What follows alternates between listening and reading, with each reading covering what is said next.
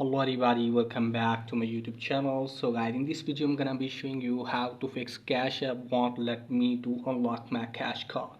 So guys, let's get started without wasting any time. First of all guys, you have to launch the app. So from here guys, what you need to do is just simply you have to tap in profile at the top right corner. Now from here guys, what you need to do is just simply you have to scroll it on a bit. And you can easily see here sports section, just simply you have to tap on that.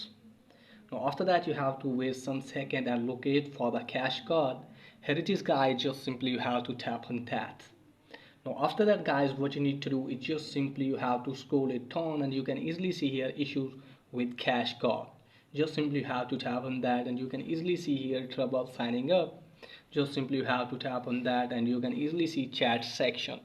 Just simply contact with Cash App support team and tell them that you want to unlock your cash card but it's not working for you. Okay guys, and after that hopefully you can easily unlock your cash card. So that's pretty much for today's video. If that is helpful, please like and subscribe my channel. Thanks for watching.